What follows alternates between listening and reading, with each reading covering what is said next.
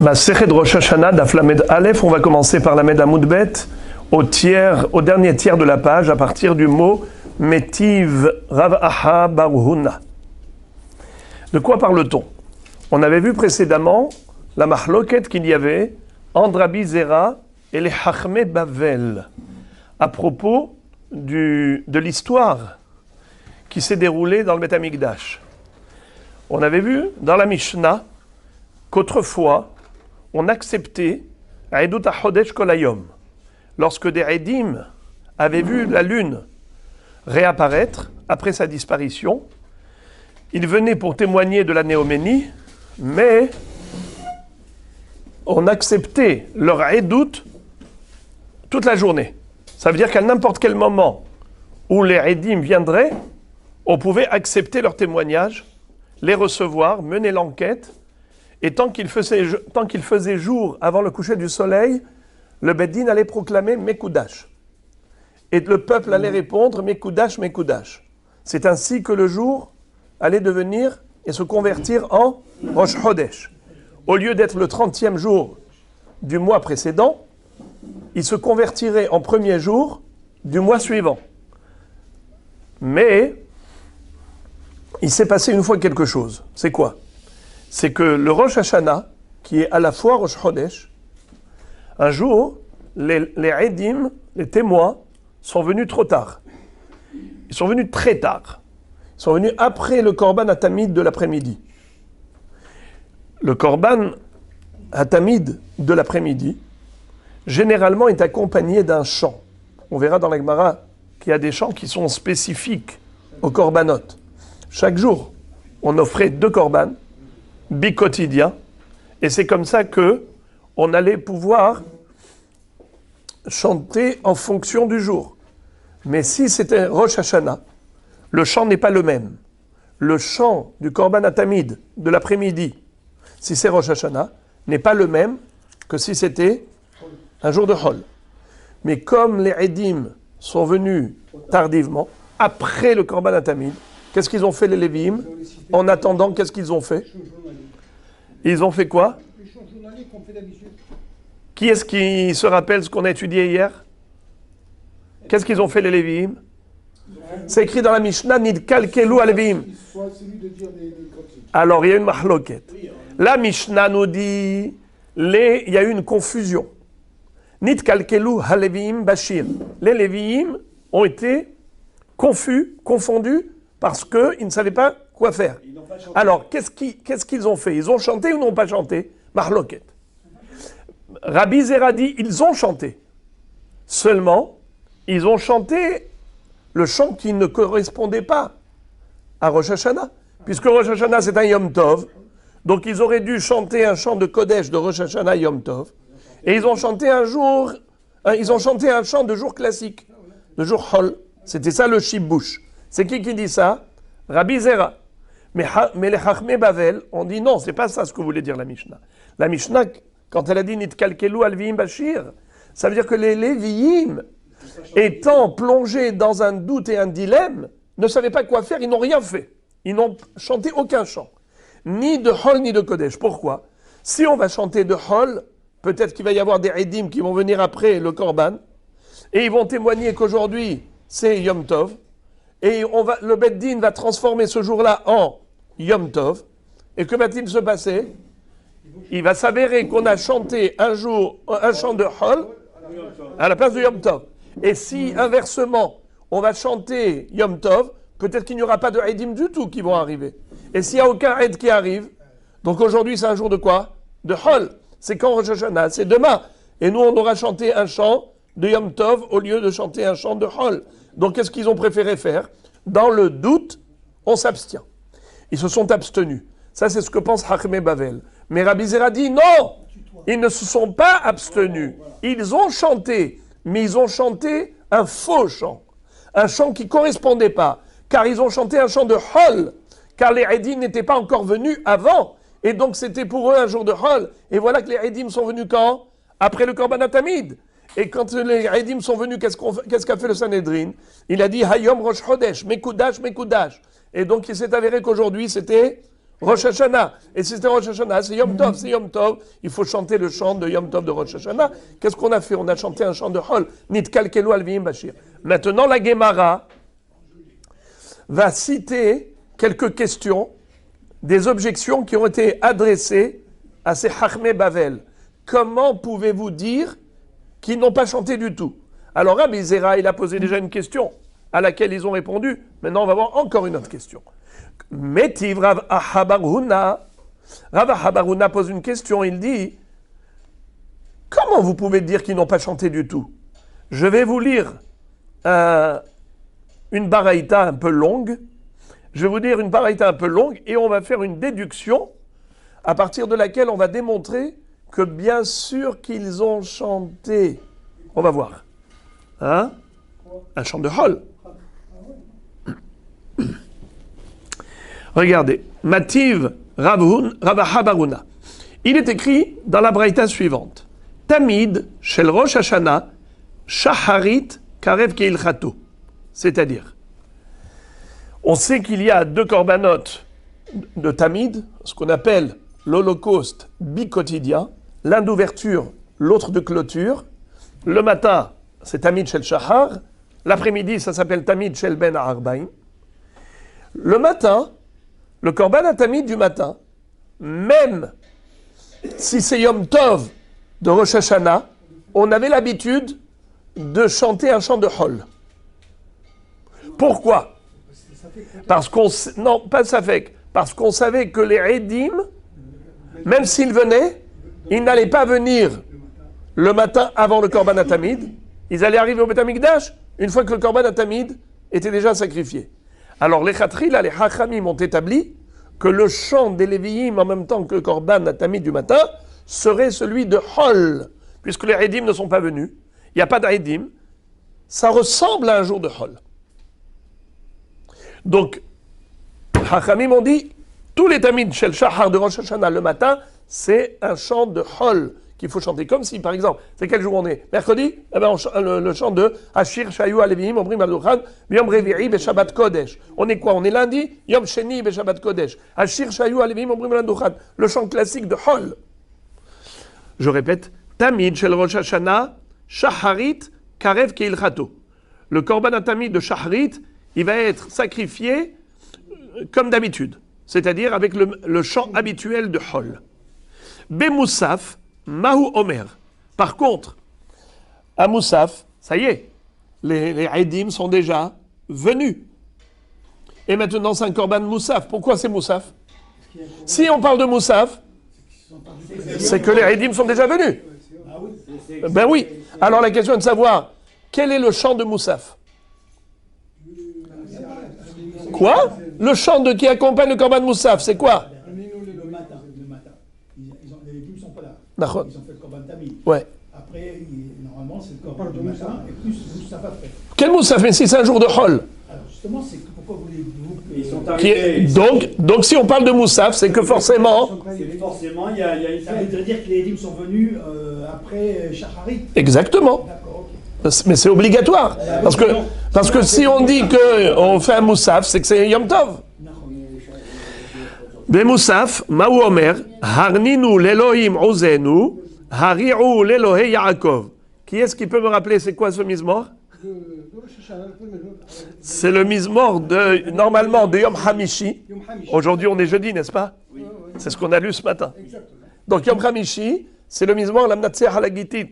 L'Asaf, Harninu l'Elohim Ozenu, Hari'u l'Elohé Yaakov, Seuzim Raout Nutov, Kinor Naim Imnavel, Tik'u Bachodesh Shofar, Bakesel Yom Hagenu, Kihok l'Israël Hu, Mishpat l'Elohé Yaakov, Edut Beosef Samo, Betzeto l'Eretz Mitzrayim, Sevat lo Yadati Yeshma, Asiroti Mishnavel Shirbo, Kapav Midut Avorna, Batsara Karata Bachaletzeka.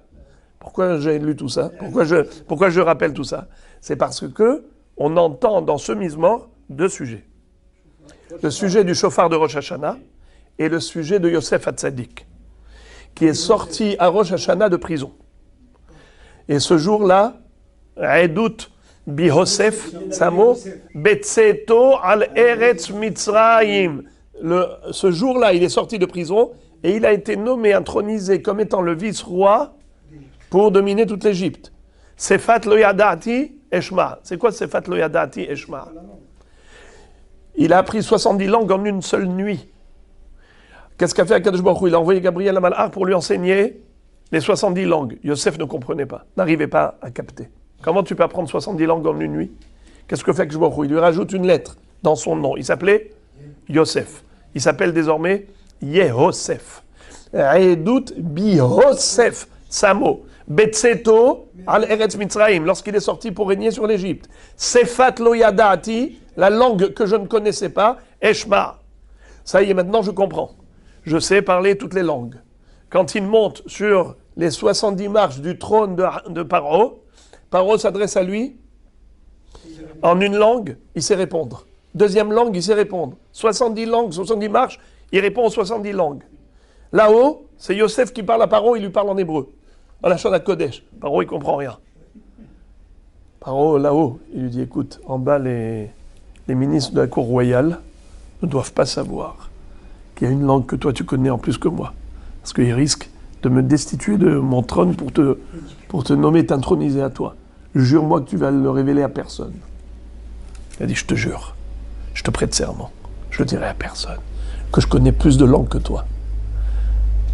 Un jour, Yaakov Avinu demande à son fils, Yosef, ne m'oublie pas.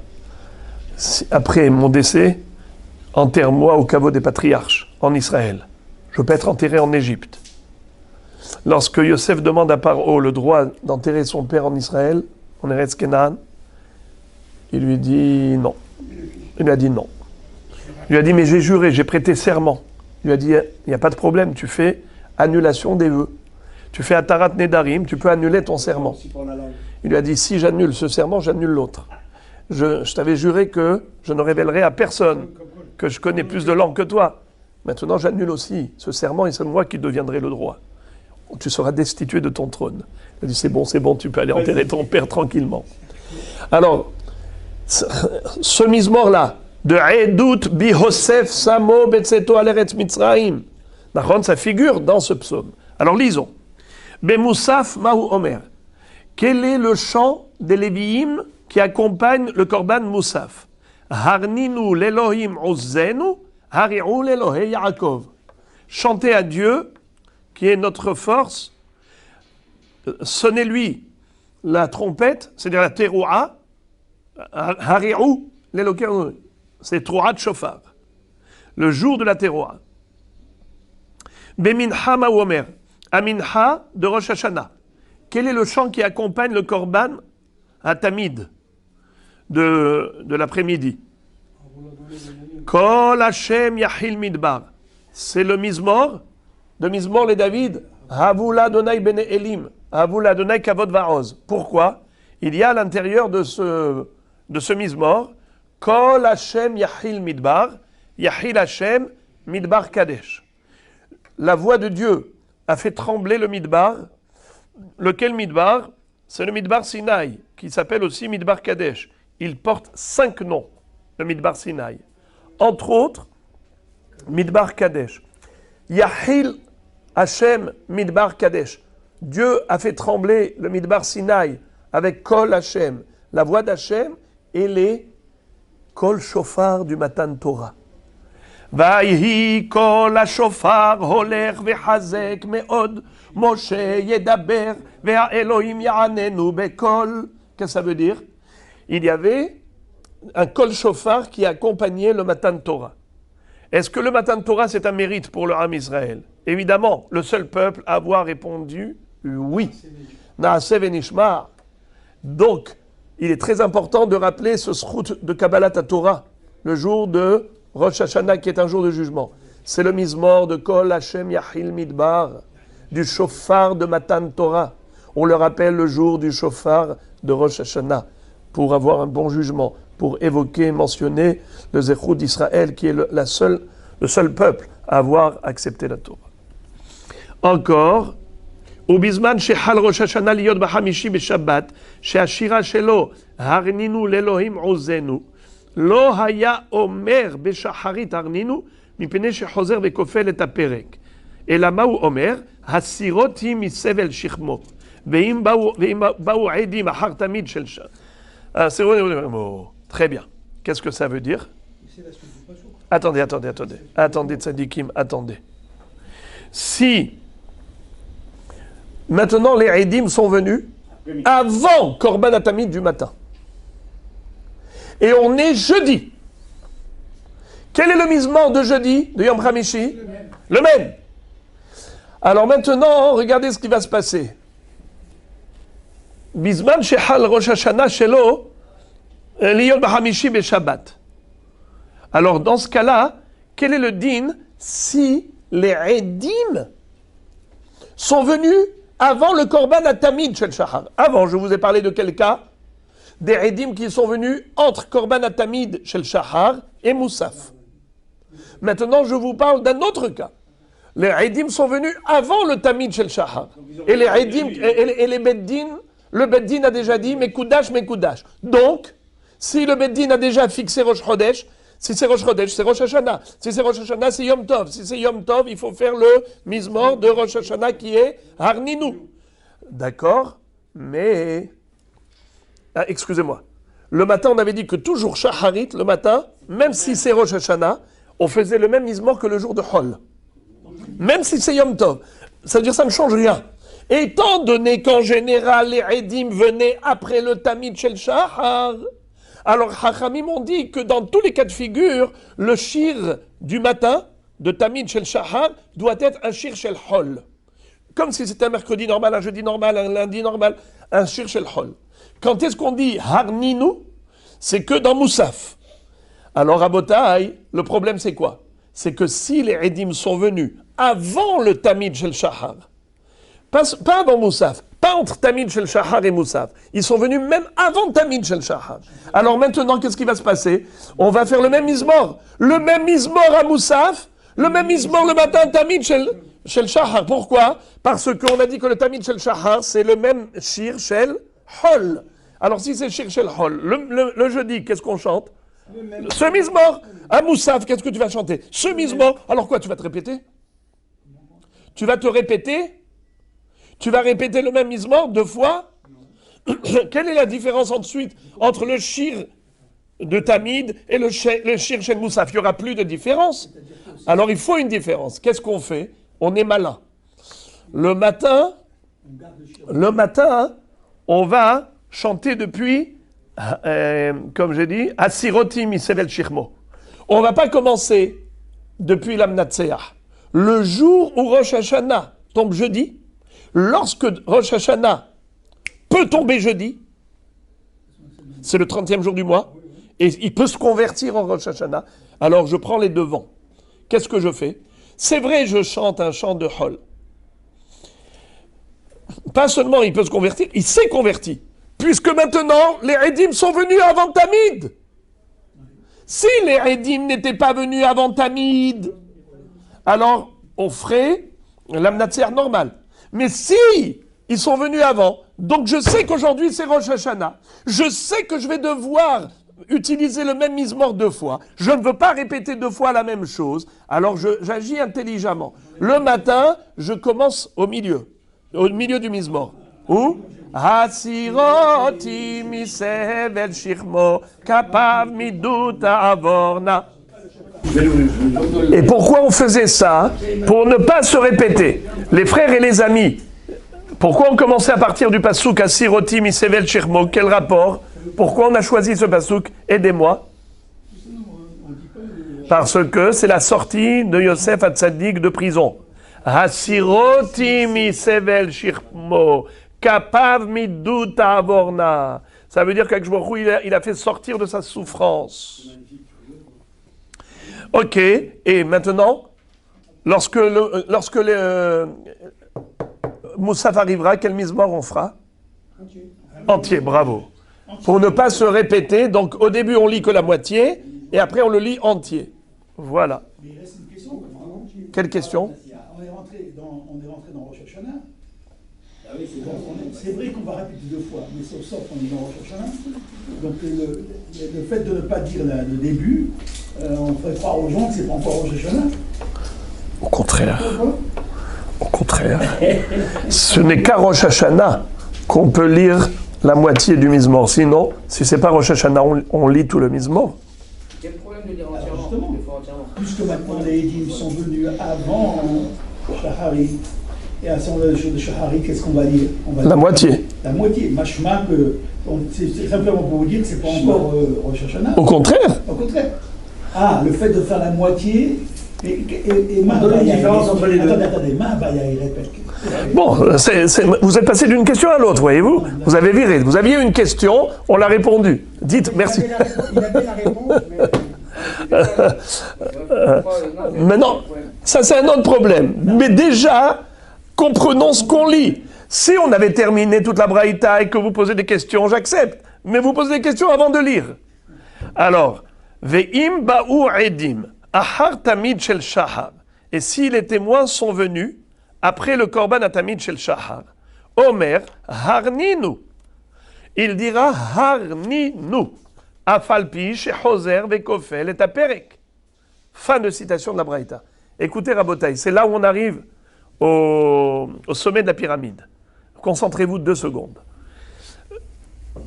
Si les Edim sont venus après le Korban à Tamid, entre Tamid et Moussaf, qu'est-ce qu'on a chanté lors du Korban à Tamid? Quel Mizmor? Le Mizmor du jeudi. D'un jeudi classique. Puisqu'on est jeudi, eh bien le Mizmor du jour. Après ça, ils sont arrivés entre Tamid et Moussaf. Donc maintenant, qu'est-ce qu'on a dit? C'est Rosh Hashanah. C'est Rosh Chodesh, donc Rosh Hashanah. Donc Moussaf. Et donc chanter, quel chant? Le même. Le même Mizmor. Et comme ça conclut la Braïta. Afalpi shehozer vekofel. Bien que on va répéter 2 fois le même chant. Ça veut dire qu'il pouvait y avoir une situation où on allait chanter 2 fois le même chant. Une fois pour Tamid, une fois pour Moussaf. Et le même. Alors répétez, Rabotai, quel est le cas? Dans quel cas on allait se retrouver dans cette situation où les Lévi'im chanteront le même chant? Dans quel cas? Ils sont arrivés à quel moment précisément? Entre Tamid et Moussaf. Là, le Tamid de Shaharit, c'est-à-dire Tamid shel Shaharit, on a chanté le Mizmor de Hol, d'un jeudi classique, et ensuite, quand ils sont venus, on a dit c'est Yom Tov, eh bien on fait Moussaf. On fait Moussaf, et Moussaf de Rosh Hashanah, c'est ce Mizmor. Pourquoi ils n'ont pas laissé, même quand ils arrivaient avant le Tamid, ils ne devraient pas laisser Chazak. la totalité. Chazak. Alors regardez maintenant, on y arrive à la conclusion. Regardez le point de chute. La kushia qu'on va adresser aux Chachamim de Babylone.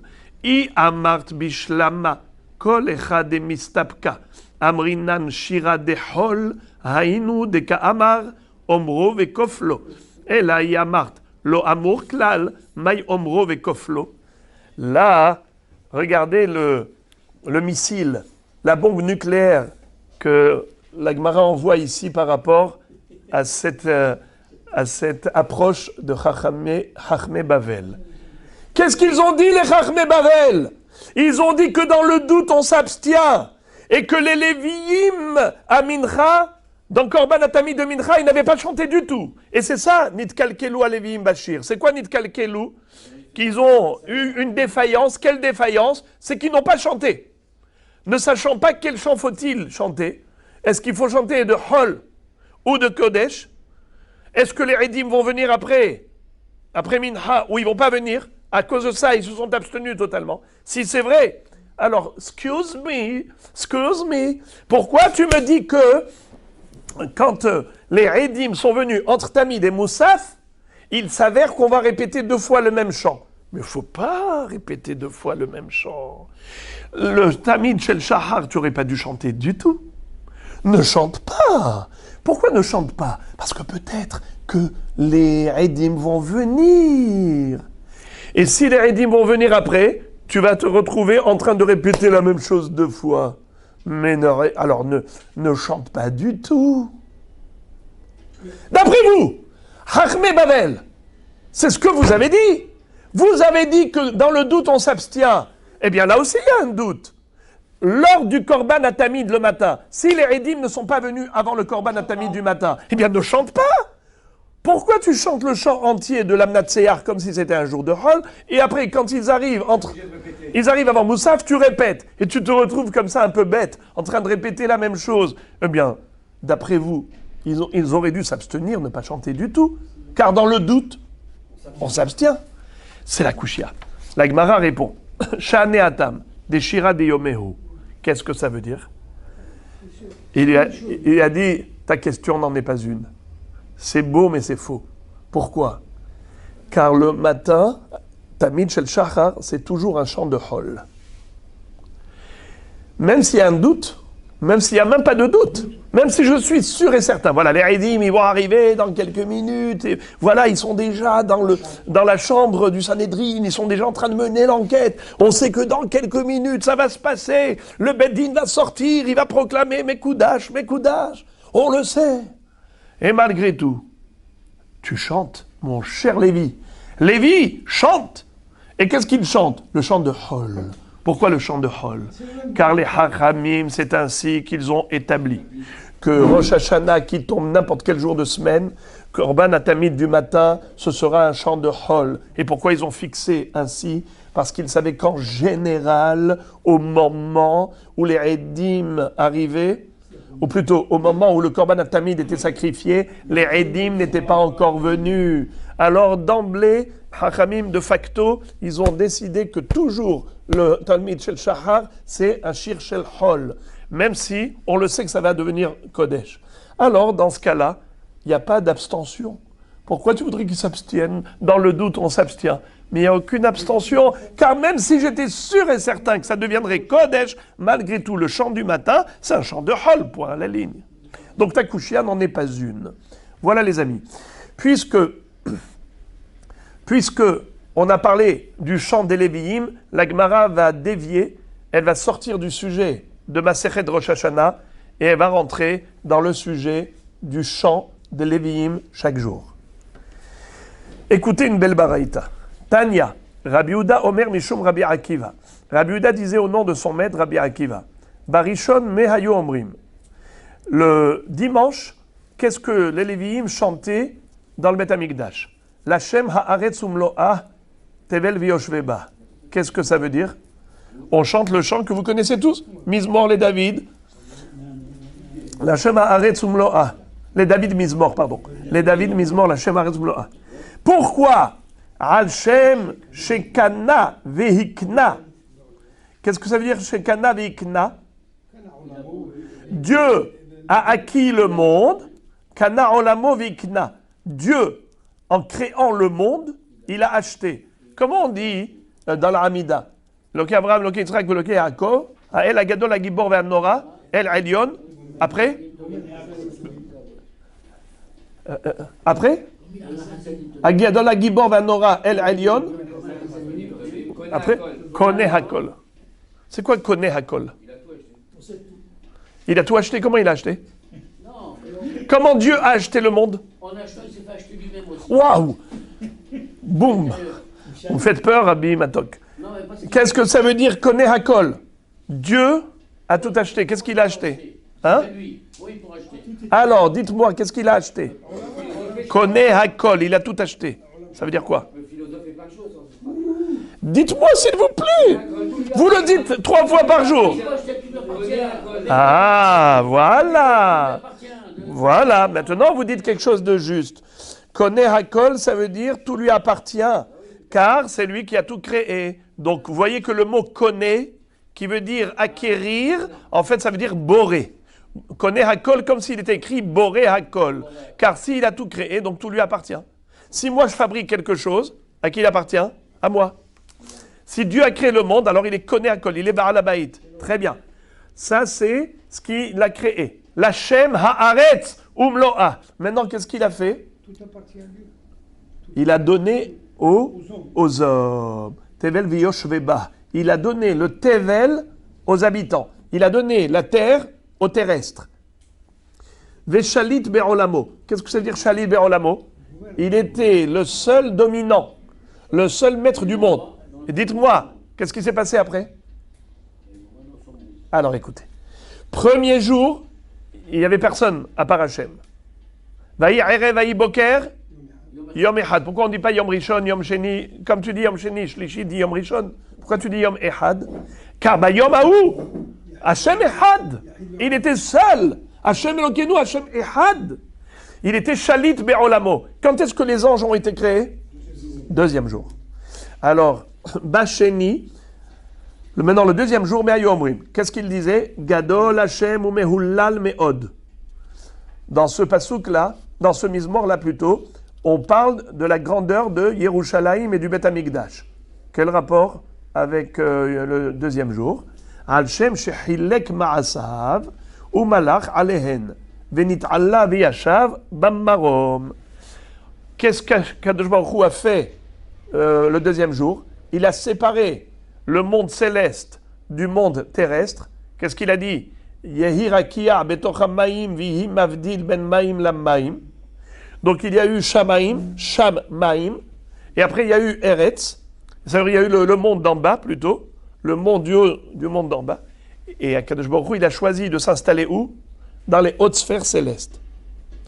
C'est pour cela que on est en train de comparer l'installation de Dieu dans le Beth Amikdash comme l'installation de Dieu dans les hautes sphères célestes. C'est pour cela qu'on cite, on chante un mizmor qui parle de la grandeur de Jérusalem et Beth Amikdash comme étant la résidence divine, à l'instar de ce qui s'est passé le deuxième jour, à savoir séparation du monde céleste par rapport au monde d'en bas, pour dire qu'Akadosh Baruch Hu, il a choisi les hautes sphères célestes pour y habiter là-bas. D'accord. Gadol Hashem ou Mehullal Me'od. Al-Shem shehilek ma'asav. Al-Shem shehilek ma'asav. Alors, le pasouk. Excusez-moi, le pasouk. Aidez-moi à compléter le pasouk. Gadol Hashem ou Mehullal Me'od. Bravo. Be'ir Elohenu har kodsho. C'est ça. Dans la ville de Dieu, la montagne, sa montagne sacrée. Ok? Donc, Gadol Hashem ou Mehullal Me'od, la grandeur d'Akadosh Baruch Hu, sa gloire, elle est manifestée où? Dans sa résidence. C'est la ville sainte, Be'ir Elohenu har kodsho, sur le mont du temple. Comme il a fait le deuxième jour. Hilek ma'asav ou malach alehen venit Allah v'yashav bammarom. Il s'est élevé et il s'est installé dans les hautes sphères célestes. Bashelishi ayu omrim Elohim nitzav ba'adat el. Dieu se trouve présent dans l'assemblée d'Hachem au sein du Am Israël. Nachon, quel rapport avec le troisième jour? Al-Shem shegilla eretz bechochmato ve'echin tevel la'adato. Akadosh Baruch Hu, qu'est-ce qu'il a fait le troisième jour? Il a demandé aux eaux de faire la place à la terre. Que les eaux se concentrent et s'entassent dans le lit de l'océan et que l'eau laisse place à la terre. Ikavu ha'mayim el makom ehad ve'tera'eh hayabasha. C'est comme ça qu'il y a eu l'émergence de la terre. Eh bien, maintenant, Echin Tevel La'adato, Dieu a préparé l'espace pour faire tenir sa Eda. C'est qui sa Eda? Le Am Israël. Pourquoi nous, on est les seuls à s'installer sur terre? Pourquoi il y a des extraterrestres à part nous?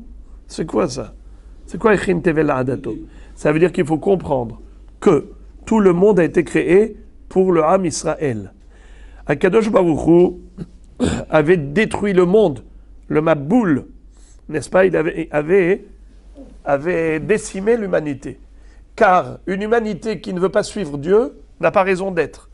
La raison d'existence du monde, c'est pour le Am Israël. Car ce sont les seuls à avoir dit oui quand Dieu a proposé la Torah. Si l'humain se met au service du divin, il a une raison d'exister. Alors, Tevel, c'est quoi Tevel? Le monde. Echin Tevel La'adato, Dieu a préparé le monde pour Saïda, pour Am Israël.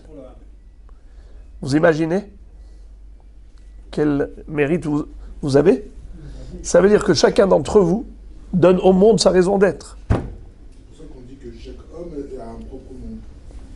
Bediuk. Barevi'i hayu omrim, El nekamot Hashem. Le quatrième jour, qu'est-ce qu'il chantait? El nekamot Hashem, El nekamot Ophia, Al Shem Shebara Hama Ulvana, Ve'atid Lipara Me'ovdehen. Vous savez qu'est-ce qui a été créé le quatrième jour? C'est la fixation des luminaires dans le firmament. Le soleil, la lune et les étoiles. Mais qui est-ce qui va les idolâtrer? Eh bien, les idolâtres. Ce sont les idolâtres qui vont idolâtrer et adorer les astres. Ils vont faire ce qu'on appelle Avodah Zara. Ovde Kochavim ou Mazzalot. Les serviteurs des constellations et des astres. Eh bien, Kadosh Baruch Hu dit, ce jour-là, aïe aïe aïe, je prépare ma vengeance à l'égard de tous ceux qui ont été infidèles à Dieu, qui ont été servir les créatures au lieu de servir le Créateur. Aïe aïe aïe aïe aïe aïe aïe, El Nekamot Hashem, El Nekamot Ophia, le Dieu de la vengeance. Car Dieu prendra vengeance de tous ceux qui ont été voués un culte sacré au soleil et la lune et les étoiles qui ont été créées le quatrième jour. C'est pour ça que le quatrième jour, on dit El Nekamot Hashem. Bahamishi ayu omrim, harninu lelohim ozenu, al shem shebara, rofot vedagim, le shabbeach lishmo. Qu'est-ce qui a été créé le cinquième jour? Eh bien, la volaille, les poissons. Les volailles, les poissons. Rabotaï, vous avez déjà été dans un sous-marin, c'est-à-dire un bateau qui va sous l'eau. Vous avez déjà été? Vous avez déjà vu les poissons? Non? Vous voyez des poissons Qui volent dans l'eau. dessinés. Vous vous demandez, mais qui est ce plongeur qui a pris son pinceau et qui a été capable de dessiner chaque poisson avec des couleurs d'une symétrie incroyable et avec comme des étoiles. On dirait des étoiles, comme s'ils avaient ça dans les travaux pratiques et ils étaient en train de coller des étiquettes. Mais c'est une folie. Vous voyez ça, vous restez bouche bée, abasourdi, en disant Marabou Maaser Hashem, Marabou Maaser Hashem, Marabou Maaser Hashem. Vous commencez à chanter tout seul. Tout seul, ça sort des louanges à Dieu. Vous voyez les oiseaux, divers et variés, tellement de volailles, tellement de beauté, tellement de variété. Marabou Maaser Hashem. Eh bien, c'est pour cela que le Yom Hamishi, le chant des Lévi'im, c'était Harninu l'Elohim ozenu, chanter à Dieu qui est notre force. Eh bien, que Baruch Hu, il a montré sa grandeur au travers de toutes ces créatures. Et combien de sortes de poissons, et quelle nature chacun d'eux. Bashishi ayu omrim Hashem malach geut lavesh. Le vendredi, le chant des Lévi'im, c'est Adonai malach geut lavesh, lavesh Adonai ozit azar, Hashem shegamar melachto ou malach alehem. Hashem malach geut lavesh. Quand est-ce que Dieu a régné, on va dire, sur toute la création? Eh bien, c'est le sixième jour quand il a terminé la création. Ou malach alehem. Bashevi'i ayu omrim, le septième jour, il chantait Mizmor shir leyom ha-shabbat tov leodot l'Hashem. Leyom shekulo shabbat. Pourquoi? Parce que le septième jour correspond à la Tchiyat HaMetim, ou plutôt au jour qui précède la Tchiyat HaMetim. Vous savez qu'est-ce que ça veut dire? Yom shekulo shabbat, un jour qui est entièrement Shabbat. Est-ce que vous savez ça? Il va y avoir un millénaire où le monde sera réduit au néant, comme le Shabbat. Qu'est-ce que c'est que le Shabbat? On ne travaille pas. Ainsi, Akadosh Baruch Hu, pendant les 6 jours où il a créé, il a donné 6 millénaires de création, 6 millénaires où on vit dans cette création, l'humanité est là. Mais après 6 millénaires, qu'est-ce qui se passe? Il y a 1 millénaire de Shabbat. 1 millénaire où c'est Shabbat le Hayé Olamim. Et après ce Shabbat, Yom Shekulo Shabbat, un jour qui est entièrement Shabbat, car un jour de Dieu, c'est combien? 1000 ans. Ki elef shanim be'enecha, keyom etmol ki ya'avor. Ça veut dire que un jour d'Akadosh Baruch Hu, c'est 1000 ans de l'homme. Si Akadosh Baruch Hu a créé le monde en 6 jours et le 7e jour, Shabbat. Eh bien, il y a 6 millénaires d'histoire du monde, et le 7e jour, avant Triyat HaMetim, Chlet. Shabbos. Et maintenant, regardez, la Gemara dit, Amar Rabbi Nehemia. Rabbi Nehemia n'est pas d'accord avec lui, avec Rabbi Akiva. C'est-à-dire, il y a, selon toi, Rabbi Akiva, une différence fondamentale entre le Mizmor Shir Leyom HaShabbat et le chant des 6 jours précédents. Car pendant les 6 jours de la semaine, tu as bien expliqué que c'est relatif à la création du monde. Donc ça parle de quoi? Du passé. Mais quand tu es arrivé au Mizmor Shir Leyom HaShabbat du 7e jour, tu as dit que c'est relatif à quoi? Au futur. C'est-à-dire Yom Shekulo Shabbat, le jour qui est entièrement Shabbat. Alors, il y a un petit problème. C'est une hétérogénéité au niveau du chant. Car les chants des 6 premiers jours, ça parle du passé. Le chant du 7e jour, ça parle de l'avenir. C'est hétérogène. Moi, je dis que ça doit être homogène. Même le chant du 7e jour ressemble au chant des 6 jours précédents. Et c'est quoi? C'est que, là maintenant, Rabbi Nehemia, il va reprendre tout ce qu'a dit Rabbi Akiva. Il va être d'accord avec lui pour les 6 jours. Il ne sera pas d'accord avec lui pour le 7e jour, car il va dire que même le 7e jour, c'est relatif à quelque chose du passé et pas du futur. Regardez comment il va tout reprendre.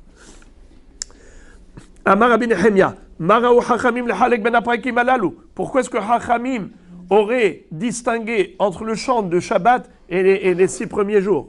Et là, Barishon, je suis d'accord avec toi que Barishon, Shekana, Bikna, Veshalit, Be'olamo. Basheni, Shehilek, Maasav, ou Malach, Alehem. Bashelishi, Shegila, Eretz, Bechochmato, Vechin, Tevel, La'adato. Barevi'i, Shebara, Hama, Ulvana, Ve'ati, Lepara, Me'ovdehem. Bahamishi, Shebara, Ofod, Vedagim, Leshabeach, Lishmo. Bashishi, Shegamar, Melarto, Malach, Alehem. Donc, jusqu'ici, qu'est-ce qu'a fait Rabbi Nehemia? Copier, coller. Voilà maintenant là où il va être en marloquette. Bashevi'i, Al-Shem, Sheshavat. Par contre, il dit, le 7e jour, tu veux savoir pourquoi il chantait Mizmor Shir Liyom HaShabbat pendant le Korban HaTamid? Pourquoi? Pourquoi? Parce que Shabbat, Dieu a cessé de créer. Kibo Shabbat, Mikol, Melarto, Asher Bara, Elohim, La'asod. Tout simplement. Pourquoi tu parles du Shabbat d'avenir?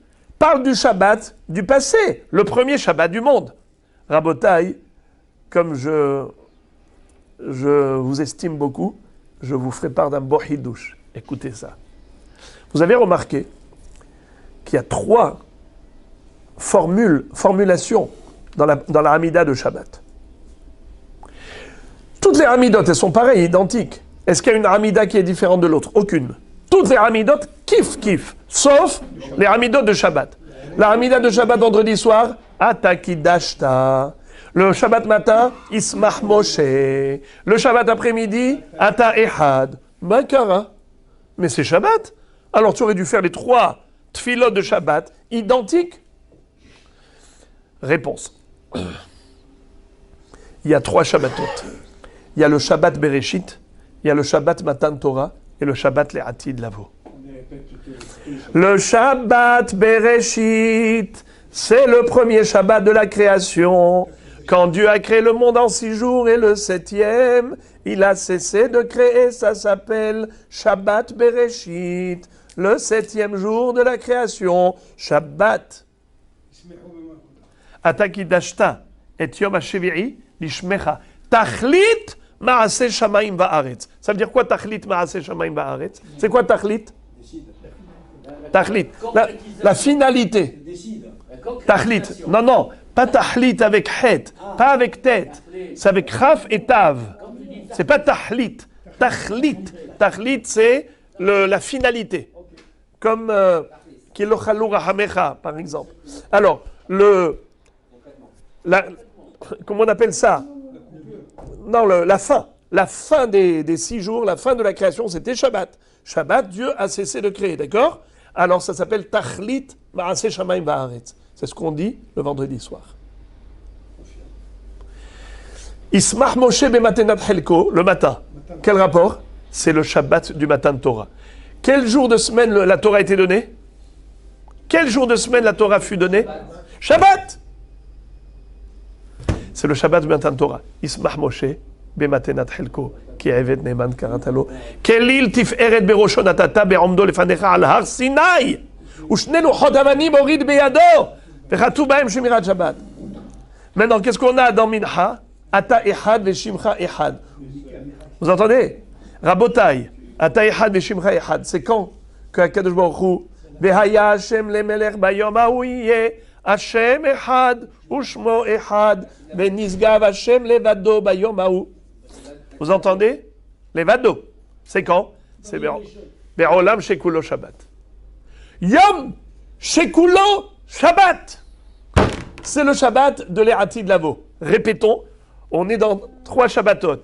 L'histoire du monde, elle est encadrée de Shabbat et parsemée de Shabbat. L'histoire du monde, elle commence avec Shabbat Bereshit. La fin du monde, c'est Shabbat, Yom Shekulo Shabbat. Et le milieu, on a le Shabbat Matan Torah qui donne la raison au monde d'exister. Ça veut dire qu'on est Shabbat, Shabbat et Shabbat. C'est ça, en réalité, toute l'histoire, l'historique de l'existence. C'est 3 Shabbatot. Ok les frères. Donc qu'est-ce qu'il va dire? Il va dire, vous avez vu la différence entre Rabbi Akiva et Rabbi Nehemia? Rabbi Akiva a parlé de Shabbat, de l'E'ati de Lavo. Rabbi Nehemia dit qu'on parle de Shabbat, Bereshit. Est-ce que c'est le premier Shabbat ou le dernier Shabbat? C'est la marloquette entre eux. L'un parle du passé et l'autre de l'avenir. Des Kamefalge, Bederav Katina. Tu veux savoir pourquoi ils sont en marloquette? Rabbi Akiva et Rabbi Uda? Voici la raison de leur marloquette. De'am Rav Katina, car Rav Katina nous a enseigné Shita alfe shene have alma vehad haruv.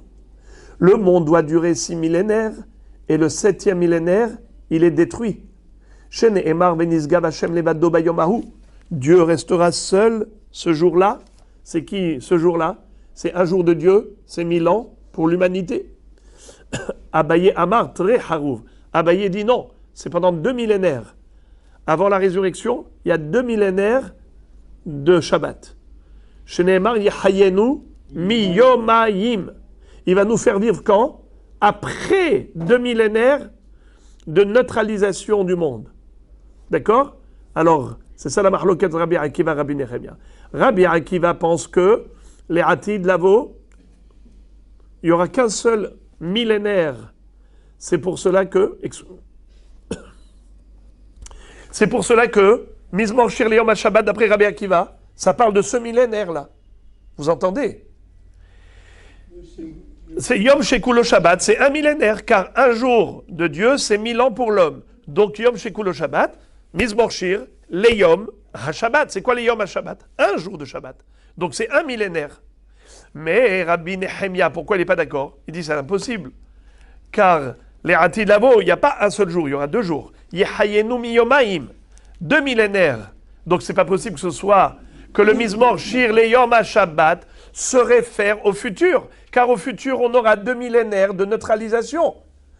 Si on a 2 millénaires de neutralisation, pourquoi tu dis Mizmor Shir Leyom HaShabbat? Il aurait fallu dire Mizmor Shir Leyemeh HaShabbat. Donc si on parle de Leyom HaShabbat, on parle du Shabbat passé et pas du Shabbat futur, à savoir le Shabbat de la création et pas le Shabbat de la fin des temps. Très bien. Et maintenant, passons à autre chose. Bemousfe de Shabta mehayu omrim. Pendant le Moussaf de Shabbat, que disait-il? Que chantaient les Lévi'im pendant le Moussaf de Shabbat? Qu'est-ce qu'ils chantaient pendant le Tamid? Mizmor Shir Leyom HaShabbat. Mais qu'est-ce qu'ils chantaient ensuite en Moussaf? Amar Rav Anan Barava, Amar Rav Haziv Lach.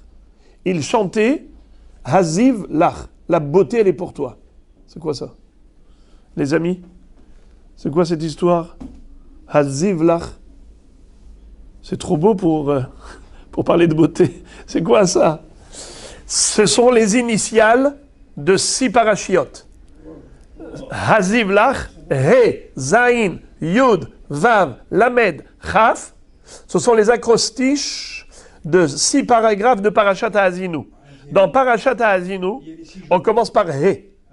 Ha'azinu, Hashamaim va'adabera. Après ça, on a le Zayin, Zechor Yemot Olam. Après le Yud, Yarkiveu Albamote Aretz. Ensuite le Vav, Vayar Hashem Vainat. Ensuite le Lamed, Loulé Karas Oyev Agur. Ensuite le Kaf, Ki Yadin Hashem Amo. Voilà le Hazivlach. Vous avez compris les tzadikim? Qu'est-ce qu'on chantait dans le Moussaf? On chantait les 6 paragraphes de Parashat Ha'azinu. Qui correspondent Les 6 paragraphes qui sont dans la paracha Azinu. Hein? Les 6 qui sont dans la paracha Azinu. Oui. C'est 6 passages de là-bas. Ve'amar Rav Hanan barava amarav kederech shehalukim kan kar halukim bebet hakneset. Qu'est-ce que ça veut dire? Que lorsque tu vas monter à la Torah pendant Parashat Ha'azinu, eh bien, où est-ce que tu dois t'arrêter à chaque fois pour chaque montée? Première montée, deuxième montée. Eh bien, bravo, tu dois t'arrêter. Hazivlach. Vous entendez? C'est pas fortuit. Ce n'est pas comme ça, juste par hasard. Sachez que le Baal Koré, il faut lui dire stop! Arrête-toi là. Pourquoi? Parce que tu dois respecter cette halouka comme les Lévi'im, qui au moment du Moussaf de Shabbat, ils répartissaient la paracha en 6 passages, Hazivlach, et c'est comme ça que les 7 montées doivent être. Là, on n'a que 6. Comment on fait 7? C'est que de la fin du dernier passage de Hazinu, dès qu'on termine le chant, eh bien, après ça, il reste encore un passage qu'à la fin de la paracha. Ça, c'est le Sheviri. Parce que si vous regardez Ha'azinu Hashamayim Vadabera, si vous regardez la calligraphie dans le Sefer Torah, ce n'est pas écrit. Bravo, c'est en 2 colonnes. Ce n'est pas comme l'écriture normale. Et donc, dès qu'on termine la Shira, après, on revient à l'écriture normale. Eh bien, ça, c'est le Sheviri. Le Sheviri, il lit à partir de la fin de la Shira jusqu'à la fin de la paracha. Beminchata de Shabta me ayu omrim.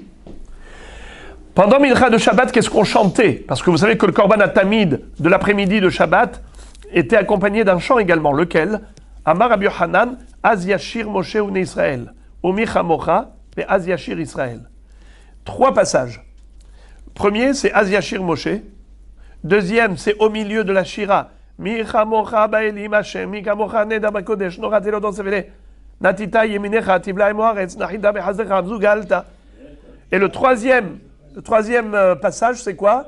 C'est Az Yashir Israël. C'est où ça? Presque. Hukat, bravo. Dans Parashat Hukat, il y a là-bas le chant qu'a entonné le peuple juif pour remercier Dieu d'avoir créé le Be'er Miriam, le puits de Myriam qui les accompagnait dans le désert et qui leur a permis de constater le grand Ness.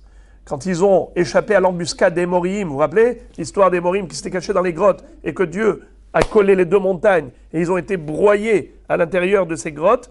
Eh bien, quand les détritus et les résidus de leur corps sont tombés dans le Nahal Arnon, Am Israël est arrivé par la suite, il passe, il n'a rien vu, ni vu ni connu. Qu'est-ce que fait Akadosh Baruch Hu? Il envoie le Be'er Miriam qui plonge dans le Nahal Arnon et ce rocher il fait monter les membres et le sang des Émorim qui avaient été broyés. Et quand ils ont levé leurs yeux, ils ont vu sur le flanc de la montagne tout ce qui restait comme résidu des membres et du sang de ces Émorim qui avaient préparé des projectiles, des grands rochers pour jeter sur la tête des bénis Israël quand ils allaient passer en dessous de la montagne. Eh bien, là, ils ont compris qu'ils ont eu un grand Ness, Az Yashir Israël. Alors Israël va chanter pour remercier Dieu. Ali Be'er Enoulah, Be'er Hafaru Asarim, Karuha Nedive Aham, Bimhokek Bemishanotam, Omi Midbar Matana, Omi Matana Nahaliel, Omi Nahaliel Bamot, Omi Bamot Haggai, Benishkefa Al Pene Yeshimon. Remercier Boré Olam. Ça, c'était Shabbat après-midi. Ibaya Léou. La Gemara pose la question. Hane. Kulehu behad shabta amrelehu, odinma kol shabta veshabta amrehad. Question. Quand on a dit que Shabbat après-midi, on avait réparti Parashat Ha'azinu, on a réparti la Shiratayam, n'est-ce pas? Dites-moi, combien de parachiotes pour le Moussaf? 6. Combien de parachiotes pour Mincha? 3. Az Yashir, Micha Mocha et Az Yashir Israël.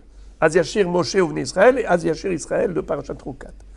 Tzadikim, la question se pose, est-ce que à chaque mincha de Shabbat, il lisait les 6, Moussaf de Shabbat, il lisait les 6, et à mincha, il lisait les 3? C'est comme ça qu'il faisait? Ou bien non, chaque Shabbat, il lisait un passage, un sixième. Ce Shabbat à Moussaf, le premier passage de Haazinu, le He. Shabbat après, le Zayin. Le Shabbat après, le Yud. N'est-ce pas? Mincha, pareil. Un Shabbat, le Az Yashir Moshe en Israël. Le Shabbat après, Micha Mocha Ba'elim Hashem. Shabbat après, Az Yashir Israël Tashira Azot, Ali Be'er Einula. C'est ça la question d'Agmara. Est-ce qu'on lisait tout chaque Shabbat ou est-ce qu'on lisait qu'une partie chaque Shabbat? Réponse. Tashma. Tu peux déduire la réponse de la braïta suivante. Amar Rabbi Yossi, Ad Sharishona Omeret Ahat, Shnia Hozeret Shtaim, Shmarmina, Kol Shabta Veshabta, Amre Had, Shmarmina. Que le temps de réciter pour Moussaf une fois, eh bien on a récité pour Minhad 2 fois. Vous avez compris? Puisqu'il y a 3 passages à Minha et il y a 6 passages Shaharit, Moussaf. Moussaf le matin, Minha l'après-midi. N'est-ce pas? Si la Braïta me dit que le temps de terminer la lecture de Moussaf, on a eu le temps de terminer 2 fois Minha. C'est quoi cette histoire? C'est très simple. C'est que si tu lis qu'un sixième chaque Shabbat, donc il te faut 6 Shabbatot pour terminer les 6 paragraphes. Haziv Lecha. N'est-ce pas? Ha'azinu, Zechor, Imoda, et ainsi de suite. Il faut combien de Shabbatot pour terminer les 6? 6 Shabbatot. Il faut combien de Shabbatot à Minha pour terminer les 3 de Minha? 3 Shabbatot. Donc tu as 2 cycles de 3 et tu as qu'un seul cycle de 6. Le temps de faire une seule fois Moussaf le matin, ça t'a permis de faire 2 fois le cycle de l'après-midi. Sous-entendu que chaque Shabbat, on ne lisait qu'une partie.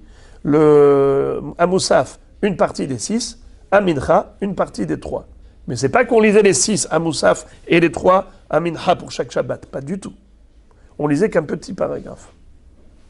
Et maintenant les amis, vous vous rappelez, on avait appris dans la Mishnah que Rabban Yohanan ben Zakkai avait institué après la destruction du temple certaines takanot, puisque vous le savez que lui le pauvre, Rabban Yohanan ben Zakkai a été contemporain de la destruction du Beth Amikdash. Mais il n'a pas baissé les bras et il a été un visionnaire d'une clairvoyance extraordinaire et il a institué 10 takanot qui vont servir le peuple juif jusqu'à la fin des temps.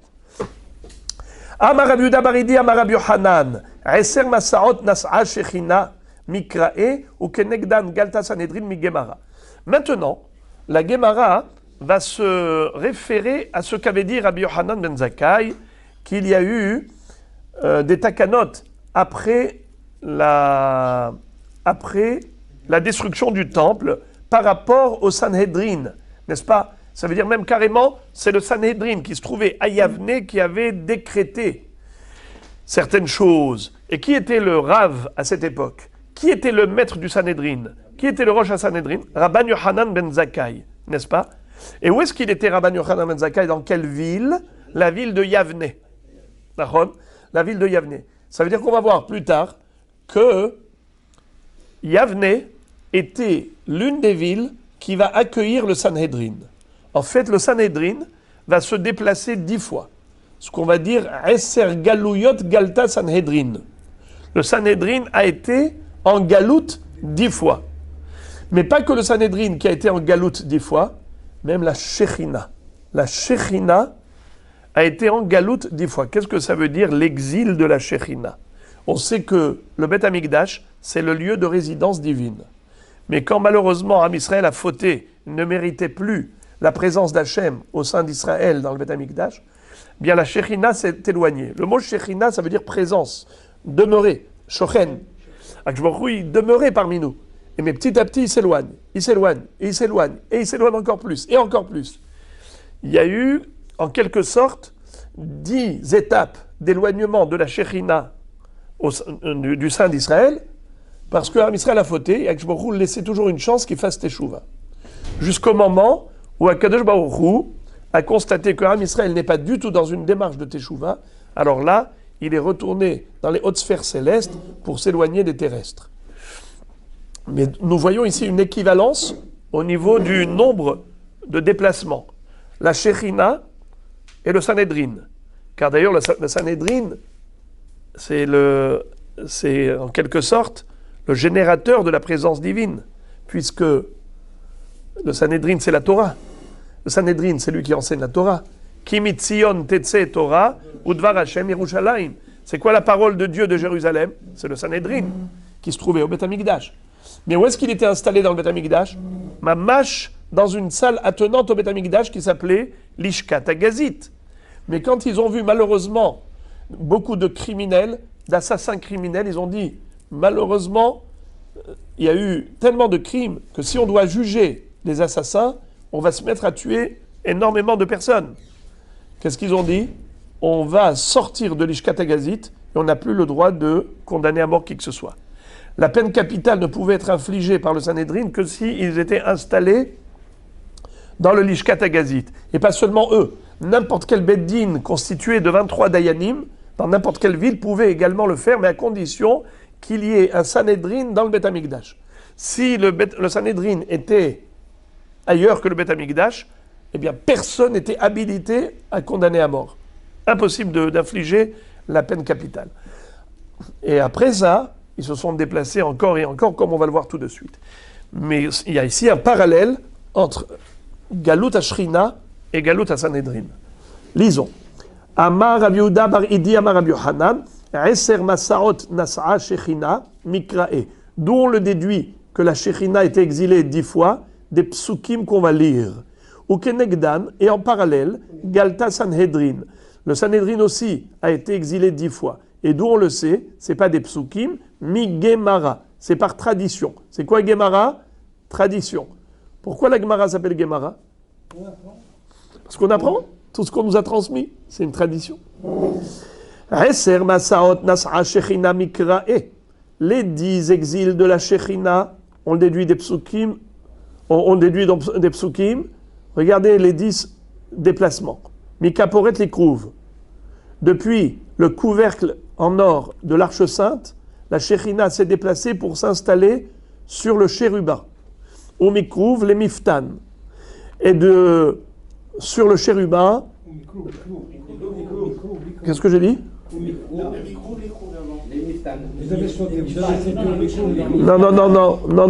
Il faut retirer. Il faut effacer. Au Mikrouv, les Krouv, effacer. Comptez avec vos doigts.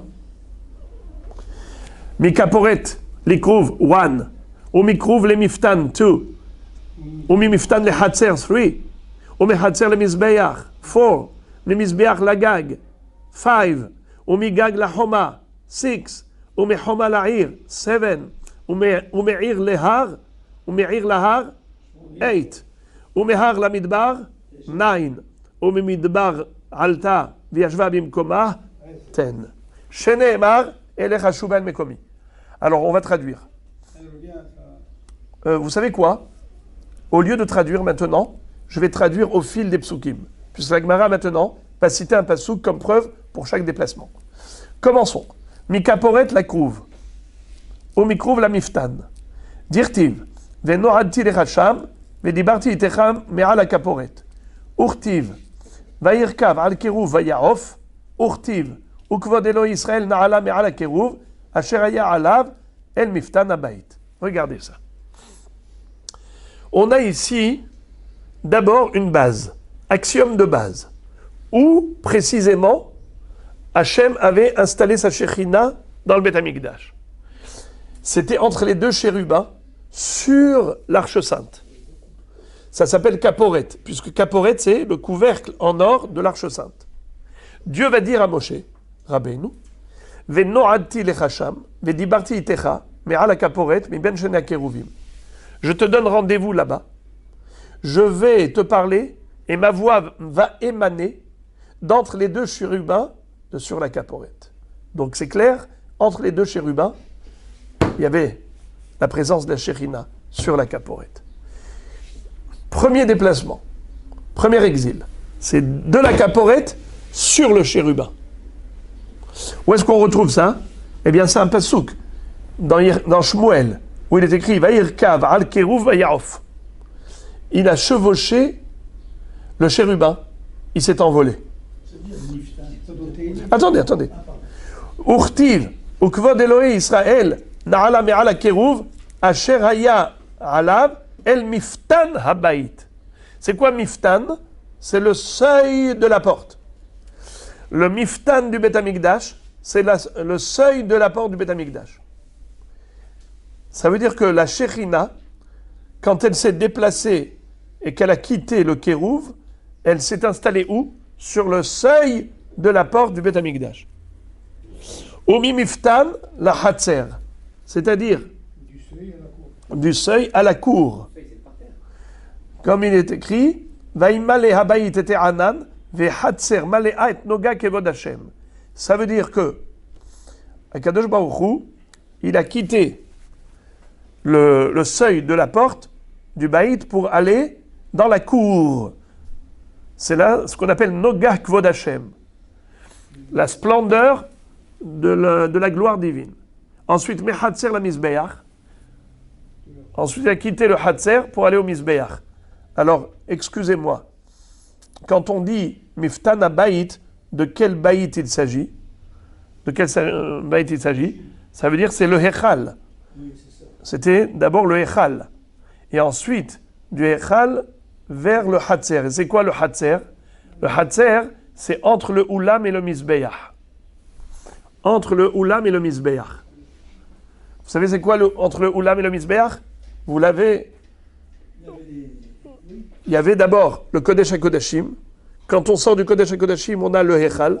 Quand on sort du Hechal, on a le Oulam. Et quand on sort du Oulam, on a d'abord un espace vide, et ensuite le Mizbeach, l'autel. Ouais. Alors donc, il descend, la Shekhinah. Regardez dans l'ordre, comme ça. Vous avez d'abord, ici, la Shekhinah sur l'Aaron HaKodesh. Se déplace, elle monte sur le Kérouv. Après, sur le seuil de la porte. Première porte. Ensuite, le Hatzer. C'est quoi le Hatzer? C'est la cour. C'est quoi cette cour? C'est entre le Oulam et le Mizbeach. C'est qu'en sortant du Oulam, on a en face le Mizbeach. Entre les deux, on a un espace vide. Ça s'appelle Hatzer. Ensuite, au Mizbeach. Et de là-bas, Mechatzer la Mizbeach. Quand on s'éloigne davantage, la Shekhinah, elle va sur où? Sur le Mizbeach. Puisqu'elle quitte le Hatzer, elle monte sur le Mizbeach. Ensuite, Mizbeach, la Gag. Elle quitte le Mizbeach, elle monte sur le toit. Dirtiv tov la shevet alpinat gag, me'eshet midyanim ou bet haver. Il vaut mieux s'installer sur le toit plutôt que de rester avec une femme méchante qui aime que la dispute. D'accord? Alors, de ce fait, qu'est-ce qui s'est passé?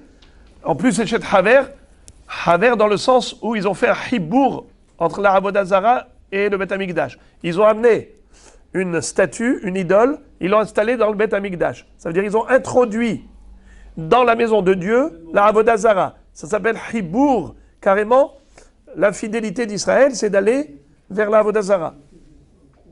Umigag la Homa. Et du toit, la Shekhinah s'est déplacée sur la muraille. Elle est partie sur la muraille. D'où on l'apprend du passouk dans Amos, Dirti veine Hashem nitzav al Homat Anach. Vous savez c'est quoi Homat Anach? Anach, c'est le niveau. Lorsque le maçon construit un mur, il veut être sûr que le mur est droit, alors il utilise un niveau. Nous aujourd'hui, on prend avec de l'eau. Vous avez comme ça une baguette, il y a dedans une bulle d'air à l'intérieur de la capsule d'eau, et en fonction de la position, la bulle se situe au milieu. Ça s'appelle un niveau. Alors maintenant, à l'époque, comment ils faisaient? Ils prenaient un fil et avec un plomb. Bleuil aussi. Ouais. Avec un plomb, Ouais. le niveau par rapport. Voilà. Et donc, le plomb qui tenait droit. Vous les voyez ici, quand ils veulent faire un mur droit. Ouais. C'est ça. Ils le font. Ils prennent un fil comme ça, et ils règlent. Et ensuite, quand ils ont le bon niveau, ils tirent sur le fil et ça marque. Ça fait Et à partir de là, ils ont le niveau. La craie bleue. La craie bleue. Il est bleuи. Alors, Bleuil. Megag la Homat dirti vine Hashem nitzav al Homat Anach. Puisque la muraille était construite avec un Anach. Mais Homa le'ir Dirtiv kol Hashem la'ir ikra. Et ensuite, il a quitté la muraille du mont du temple pour aller à Jérusalem. Ou me'ir lahar, et ensuite, il a quitté le Jérusalem pour aller au Har Hazetim. Dirtiv vaya'al kevod Hashem me'al toch ha'ir, vaya'amod al har Hashem mikedem la'ir.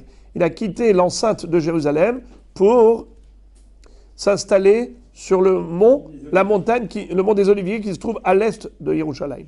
Ou mehar la midbar, et ensuite de la montagne de Har Hazetim, la midbar s'est éloigné vers le désert. Dirtiv tov shevet be'eretz midbar me'eshet midyanim v'kaas. Préférable, le même pasouk, donc on retrouve que la personne elle préfère aller dans le désert plutôt que de se retrouver dans un ménage où il y a des scènes de ménage continues. Au Midbar, Alta Biashva Bimkoma, et ensuite la Shekhinah a quitté le Midbar pour s'installer dans les hautes sphères célestes. Dirtiv Elech Hashuva El Mekomi, Ad Asher Yeshemu Bikshupanai. Je retournerai chez moi jusqu'à ce qu'ils prennent conscience et qu'ils me réclament. Amar Rabbi Yochanan, Shisha Hodashim, Nit'akeva Shekhinah l'Israël Bamidbar. Amar Rabbi Yochanan, Shisha Hodashim, pendant 6 mois, la Shekhinah est restée dans le désert. Shema Yahazru Bitshuva. Il attendait patiemment qu'il fasse teshuva. Kevan Shelo Hazru, Amar Tipahatzman. Une fois qu'ils n'ont pas fait teshuva, eh bien, Kshborou les a maudits. Shenemar ve'ene reshaim tichlena umanos avad minnehem vetikvatam mapach nefesh. Ça veut dire qu'Akadosh Baruch Hu, il a attendu qu'ils fassent teshuva, mais les reshaim ne veulent pas le faire. Ils n'ont pas d'espoir. Malheureusement, ce qui leur reste, c'est que la klala, la malédiction. Ou kenegdan galta Sanhedrin migemara. Et le Sanhedrin également a eu 10 déplacements, et ça c'est par tradition. Premièrement, milishkat agazit la Hanout. Ils ont quitté l'Ishkat Agazit, ils sont partis au Hanout. Ome Hanout l'Yerushalayim. Et c'est quoi Hanout? Hanout, c'est un endroit qui se trouvait dans le mont du Temple. Comment il s'appelait? Hanout. Eh bien, ils se sont installés là-bas, sur le mont du Temple. Ome Hanout l'Yerushalayim. Ils ont quitté l'endroit qui s'appelait Hanout, ils se sont installés à Jérusalem. Ome Yerushalayim les Yavne. De Yerushalayim, ils ont été s'installer dans la ville de Yavne. Omi Yavne les Usha. Et de Yavne, ils ont été s'installer dans la ville de Usha. Omi Usha les Yavne, après ils sont revenus à Yavne. Omi Yavne les Usha, ils sont retournés à Ouda à Usha. Omi Usha les Shfaram. Et de Usha, ils sont partis à la ville de Shefaram. Et de Shefaram, les Bet She'arim. Et de Shefaram, ils ont été à Bet She'arim. Vous savez qui est-ce qui habitait à Bet She'arim? Rabbeinu Akadosh. Ils ont été là-bas parce que c'était lui le Rosh HaSanhedrin. Au Mibet Sha'arim et Tzipori, quand il était malade, ils l'ont amené où? À Tzipori pour aller prendre de l'air. C'était là-bas un endroit surélevé. Il était vieux, fatigué. Et là, ils ont suivi Rabbeinu Akadosh, puisqu'il habitait désormais à Tzipori. Le Sanhedrin s'est déplacé entièrement à Tzipori. Au Tzipori, il est Tiberia. 10e déplacement, c'est Tibériade. C'est là-bas où ils se sont installés pour la dernière fois. Ve Tiberia. Amuka Mikulam. C'est-à-dire que Tibériade, c'est comme une cuve. Vous avez déjà été à Tibériade. Vous voyez combien c'est profond. Tibériade Amuka Mikulam. Mais ce n'est pas qu'au niveau géographique, c'est que la situation du peuple juif sur le plan spirituel, elle était également au plus bas des niveaux. Chez Nehemar Veshafalt, mais Eretz Tedaberi, ou Me'afar Tishahimratech. Dans le sens où ce déplacement à Tibériade, qui est un endroit profond, c'était en fait une référence du déclin spirituel du peuple juif à cette époque. Rabbi Elazar Omer, Shesh Galouyot. Shesh Galouyot. Lui, il n'est pas d'accord pour dire qu'il y en avait 10, il dit qu'il n'y en avait que 6. Sheneemar ki yeshach yoshve marom, kirya nisgava, yashpilena, yashpila ad eretz, yagi'ena ad afar. Dans ce passouk, il y a 6 verbes qui font allusion à un déclin. Alors, le premier, heshach. Vous savez, c'est quoi heshach? Comment on dit se prosterner? Eshtahave. N'est-ce pas? Mishtahave. Quelle est la racine? Shah. Shah, ça veut dire se rabaisser. Heshach. Yashpilena. C'est quoi Yashpilena? c'est rabaisser. Yashpila, rabaisser. Ad Eretz, jusqu'à la terre. Yagi'ena, c'est jusqu'à atteindre. Ad Afar, jusqu'au sol. C'est-à-dire qu'ici, on a au travers de ces 6 mots, les 6 éloignements du Sanhedrin de leur lieu d'origine. Ouais, les déplacements. Amar Rabbi Yochanan, Umisham atidin lehigael. Sheneemar itna'ari me'afar kumi shevi Yerushalayim. De la situation la plus catastrophique, du plus bas des niveaux, Israël sera délivré. C'est vrai que, malheureusement, ils peuvent toucher le fond du bassin, mais c'est justement en touchant le fond du bassin qu'on remonte le plus haut. Misham atidin lehigael. Itna'ari me'afar kumi shevi Yerushalayim.